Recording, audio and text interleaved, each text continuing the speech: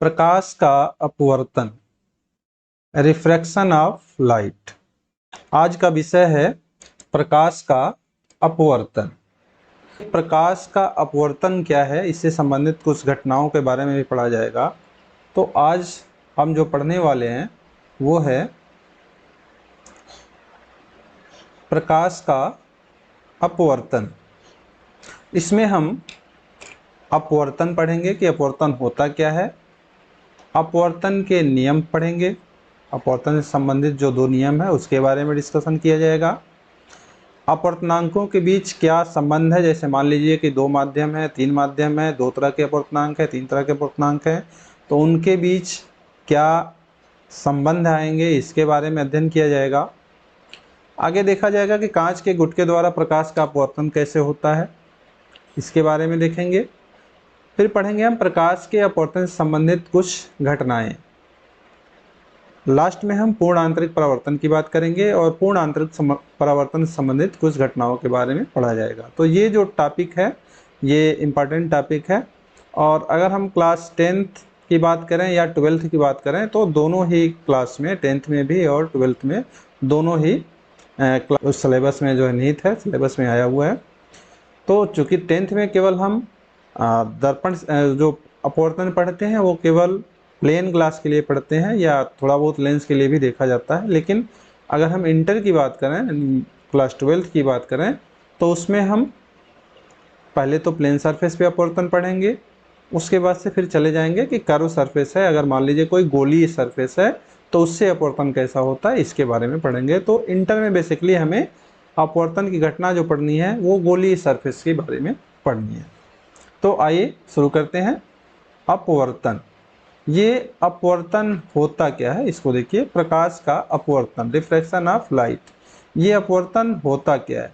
वास्तव में जब कोई प्रकाश की किरण एक माध्यम से दूसरे माध्यम में जाती है, जब कोई प्रकाश की किरण एक माध्यम कहिए या पारदर्शी माध्यम कहिए, कि जब कोई प्रकाश की किरण एक पारदर्शी माध्यम से दूसरे पारदर्शी माध्यम में जाती है तो अपने मार्ग से विचलित हो जाती है। इस घटना को कहा जाता है प्रकाश का अपवर्तन। फिर से ध्यान दीजिए, जब कोई प्रकाश की किरण एक पारदर्शी माध्यम से दूसरे पारदर्शी माध्यम में जाती है तो अपने मार्ग से विचलित हो जाती है। यह घटना प्रकाश का अपवर्तन कहलाता है। जैसे चित्र में देखिए, चित्र में यहाँ पहला माध्यम है, मान लीजिए कि यह एयर है, वायु है, और ये दूसरा माध्यम है, इसको मान लीजिए कि ग्लास है। पहले माध्यम में जो आपतित किरण है, जो किरण जा रही है, प्रकाश की किरण ऐसे जा रही है, और यहाँ पे देखिए एक बाउंड्री लाइन बनाया हुआ है। ये बाउंड्री लाइन, यहाँ पर एक बाउंड्री लाइन बना हुआ है, ये वाला, ये बाउंड्री लाइन है जो कि माध्यम 1 को और 2 को आपस में डिवाइड करती है, विभाजित करती है, अलग अलग करती है। यहाँ पे दिए हुए हैं सब्सटेंस 1, यानी कि कोई पहला मान लिया हमने कि ये एयर है, और यहाँ सब्सटेंस 2 लिखा हो, यानी दूसरा माध्यम है, मान लिया कि यहाँ पे ग्लास है। तो इसमें अगर ये लाइट जा रही है, प्रकाश की किरण जा रही है, तो इसे सीधे निकल जाना चाहिए। अगर हम प्रकाश की बात करें तो प्रकाश सीधी रेखा में चलती है, तो अगर इस माध्यम से इस माध्यम जा रही है तो इसको ऐसे सीधे निकल जाना चाहिए। लेकिन ऐसे सीधे ना जा कर के क्या हो रही है कि अपने मार्ग से विचलित हो जा रही है, अपना मार्ग जो है बदल ले रही है, और ये कुछ इधर आ जा रही है और इस मार्ग से जा रही है।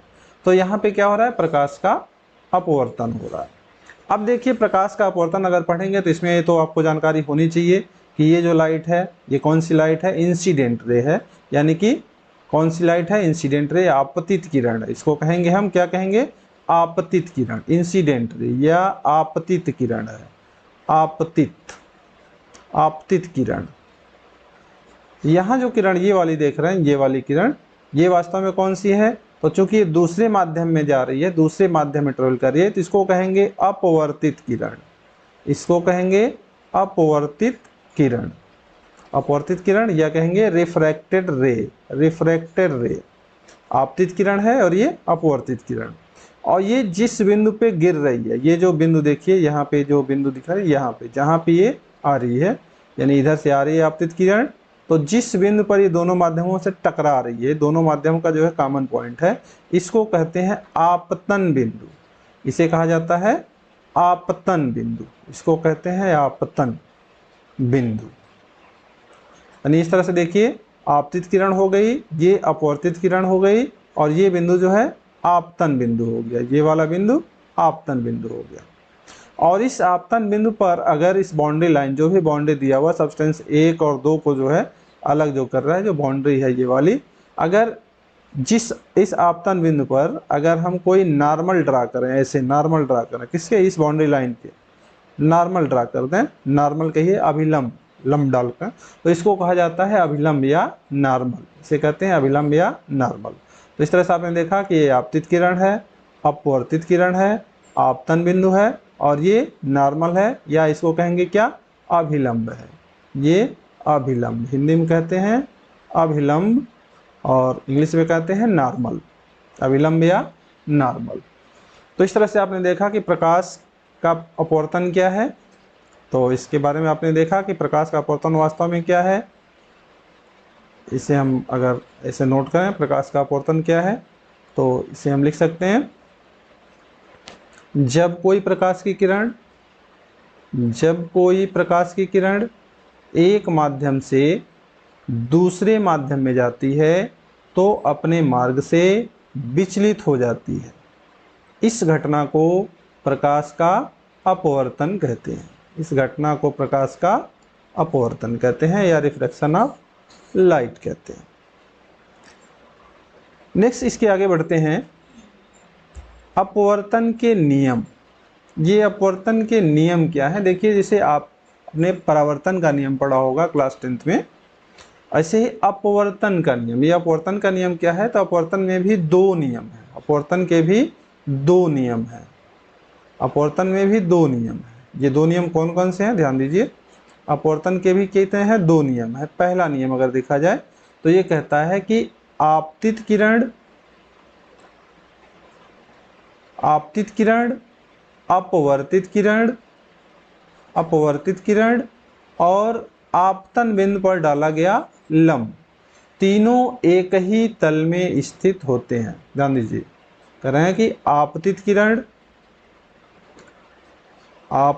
किरण यानी कि इंसिडेंट रे, इसको कहते हैं इंसिडेंट रे, आपतित किरण यानी इंसिडेंट रे। अपवर्तित किरण यानी कि रिफ्रैक्टेड रे। और आपतन बिंदु पर डाला गया अभिलंब या नॉर्मल, आपतन बिंदु पर डाला गया अभिलंब, ये तीनों एक ही तल में स्थित होते हैं, ये तीनों एक ही तल में स्थित होते हैं। अगर हम इसको ऐसे देखें, जैसे ये देखिए, इस चित्र में देखिए, ये आपतित किरण है, ये आपतित किरण,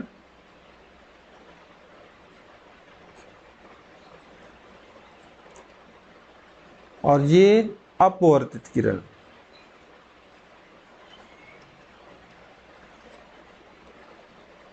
और ये क्या है, आपतन बिंदु पर लंब है, ये वाला क्या है, लंब है। आप ध्यान दीजिए, अभी बताया हमने, आपतित किरण, ये अपवर्तित किरण है, और ये आपतन बिंदु पर लंब है। ये कहा जा रहा है कि तीनों ही, ये 2 और 3, तीनों एक ही तल में स्थित होते हैं, एक ही तल में स्थित होते हैं। ये पहला नियम है। यानी पहला नियम क्या कह रहा है कि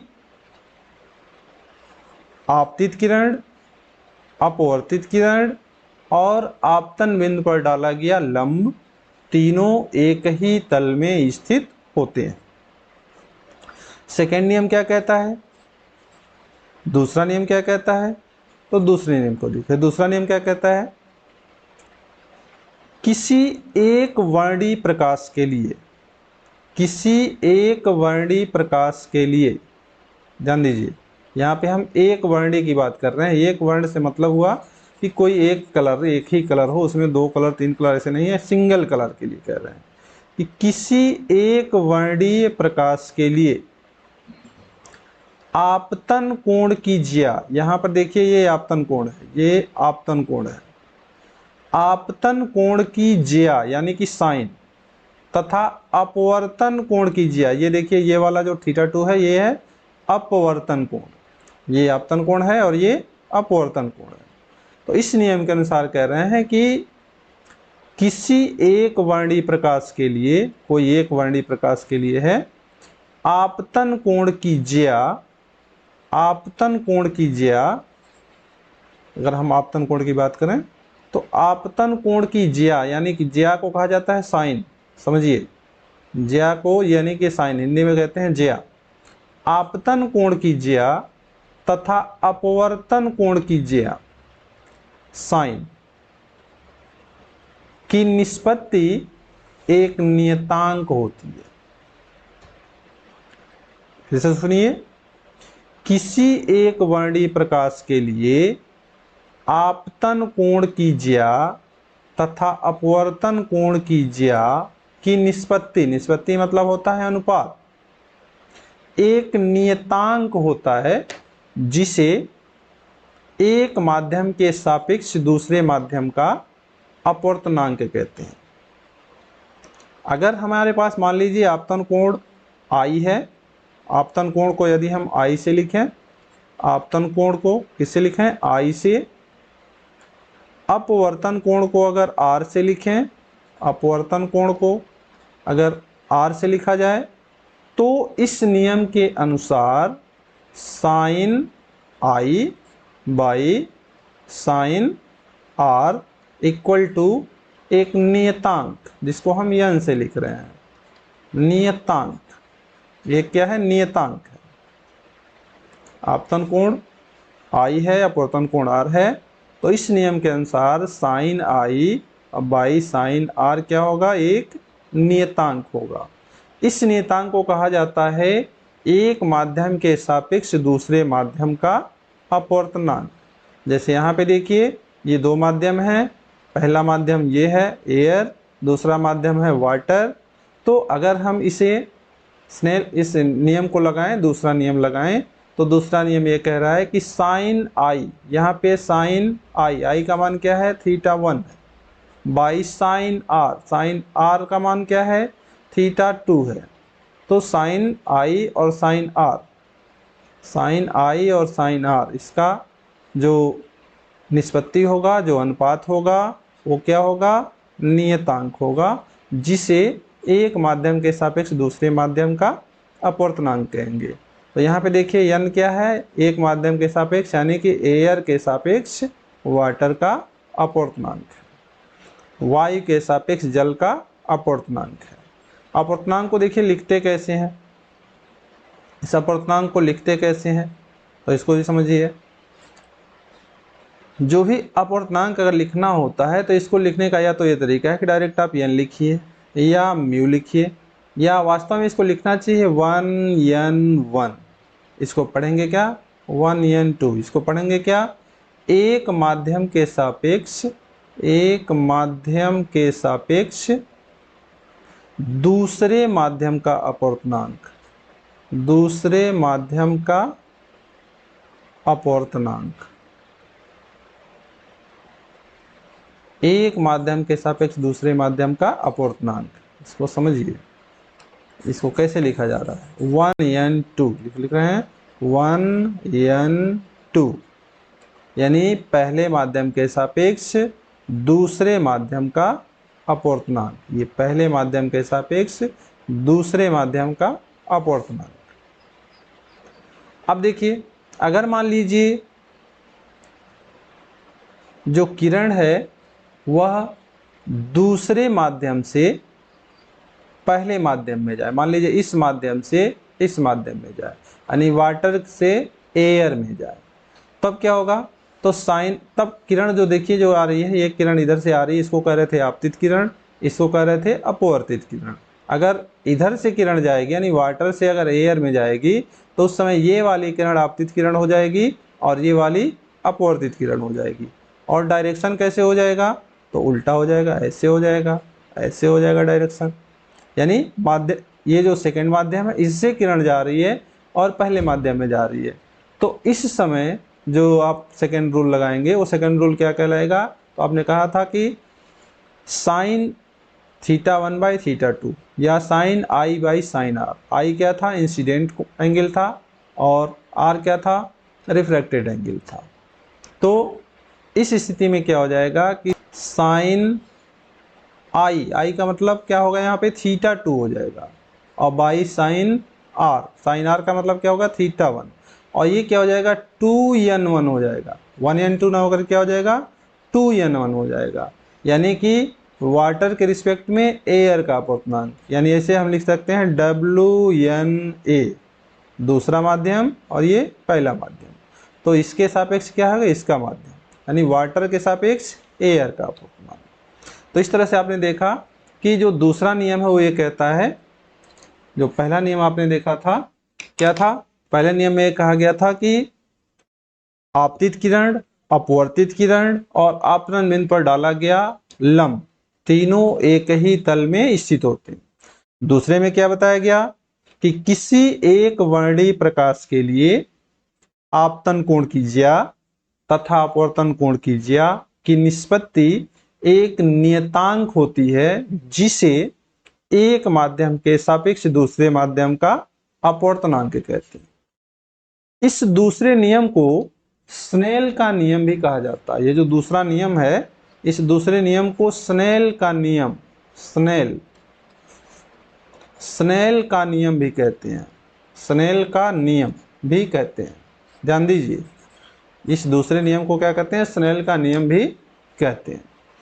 दूसरा नियम क्या है कि किसी एक वर्णीय प्रकाश के लिए आपतन कोण की ज्या तथा अपवर्तन कोण की ज्या या निष्पत्ति एक नियतांक होती है, जिसे एक माध्यम के सापेक्ष दूसरे माध्यम का अपवर्तनांक कहते हैं। यह स्नेल का नियम भी कहा जाता है।